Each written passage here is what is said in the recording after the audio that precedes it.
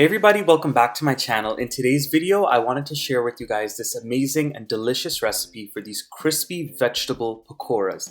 These are so simple to make at home with simple ingredients and things that you might have on hand already. For this season where we're going to be celebrating Navratri very soon for Hindus and we're eating vegetarian meals, this is a great snack. And for anybody who is still celebrating Ramadan, this is something that you can break your fast with as well. It's very good and also very filling. Now this video is being sponsored by the amazing people over at Spice Wheel. They sponsored all of the beautiful Indian spices to put together this dish. Now when you order from them, they have a range of different spice wheels to choose from. I've done the one with their sweet spices before, the baking spices that had like the cinnamon, the nutmeg, all that kind of stuff. This one right here is their Indian inspired wheel. So in here they have so many of those rich and warm Indian spices. They have chili powder, they have turmeric or dye as Guyanese people know it as. They have a couple of whole spices in there like cumin seeds, cardamom, cloves. They also have methi, which is another one of those staple Indian spices. They have so much more in this box. What I really like about these boxes is that they all come in one main big box, but they all have their own covers, and that is amazing because when you take these out of the little bags and empty them out, what's going to happen is they tend to make a mess if they're just open. So I'm just going to go ahead and empty all of my spices out into their respective containers. They come with these amazing labels and stickers that you can go ahead and stick on top of each of the spices just to stay organized, and they have so much more. Make sure you check out their website. I'll have their website and contact information listed in my description box right below this video so you can check them out. These are great for your own home, or if you wanted to give a nice gift like a housewarming gift for somebody, they have so many more to choose from. So I hope you guys check them out. Thank you once again for sponsoring this video. So in a large bowl where I'm going to be doing all of my mixing, I'm going to start by going in with all of my veggies. So what I have here is some freshly chopped spinach. You can use frozen if you have that on hand. If you're using the frozen one, make sure you squeeze out any moisture. And I also have some purple cabbage that I went ahead and sliced up. If you only have regular cabbage on hand, you can use that as well.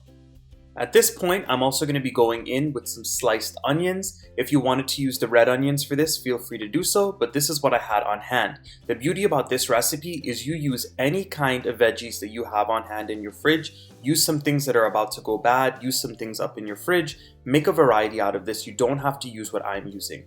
I'm also going to go in with some shredded carrots, and you know I have to go in with my little Guyanese Caribbean flair in there. I'm going to be going in with some fresh green seasoning. Now I did not capture it on camera, but I went ahead and I salted the veggies very well, and I also went in with some all-purpose seasoning. The all-purpose seasoning is optional, I just like the taste of it.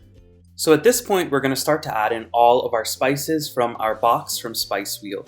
Now let me tell you how fresh these spices are. When I opened up everything, I was smelling it and it was so aromatic. It was such a beautiful set of spices, and let me tell you, they were very pungent and powerful, so you didn't need to overpower the dish with so many of them. I went ahead and I added in some of my coriander powder. That's a must whenever you're making pakoras. It adds such a beautiful taste. I'm going in with some turmeric, also known as dye. I'm also going to be going in with some of that Kashmiri red chili pepper. You can go in with more or less depending on your spice tolerance. They have some garam masala in there. I'm also going to go in with it. And this is kasuri methi. Now this is just an herb that's used a lot in Indian cooking. I'm going to go in with a couple spoonfuls of this because it adds such a beautiful taste. I will mention that all of these ingredients and the measurements are going to be left in my description box right below the video, so make sure you check it out when you're ready to put this together. Lastly, I'm also going to be going in with some cumin powder, and that is also going to give it a very rich taste as well. And at this point, we're going to start to add in our split pea powder, or if you didn't want to use the grind or split pea powder, you can use chickpea flour, also known as besan. If you wanted to find any of these ingredients, you would find them at your local East Indian store or West Indian store, so make sure to check those out. Now I will leave a measurement in my description box for the amount of besan or dal flour to use. However, it also depends on how wet those veggies are and how much liquid you add into this. So make sure you're minding that as well. This is a dish all about feel as well. You have to make sure you're going with the right texture and right feel. I'm also going to be going in with some cornstarch, and what the cornstarch does is it makes the pakora super crispy. Now as soon as you add in your dal flour, you do not want to add in any liquid yet. What you want to do is you want to rub the dal flour into those veggies very, very well and massage the veggies. What you're trying to do here is get some of the juice and get some of the natural liquid out of the veggies so you have an easier time mixing this. When you're making pakoras, you're not supposed to be making the batter super, super loose. If you make it very loose, they tend to suck up a lot of oil, and that's not what we want here. So you're going to see my mixture is actually pretty dry after I added in all the dal flour I wanted and I massaged the veggies for about a minute. So what I like to do is I just like to sprinkle on a little bit of water at a time until I get something that comes together. And you're going to see as I keep on mixing, more juice gets released from the veggies and the water's mixing with that besan or the dal flour, and it's going to just help the process, help everything come together very well. And you're going to see that as you keep on mixing and massaging and sprinkling on just a little bit of water at a time, you're going to end up with a mixture that's nice and sticky, but it's also not too loose. If you end up with something that's super, super liquidy, you've added in too much water, and you have to go ahead and add in some more dried ingredients to make it come back together.